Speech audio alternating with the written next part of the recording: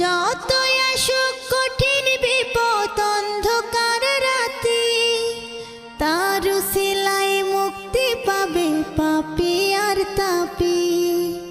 যতই আসুক কঠিন বিপদ অন্ধকার রাতে, তার উসিলায় মুক্তি পাবে পাপী আর তাপী। নবী আমার দুঃখের সাথী,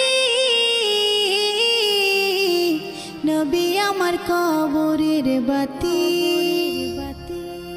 আমার নবীর মতো এত আপন কেউ তো হবে না, রোজ হাসরে মোদের কথা কেউ তো কবে না।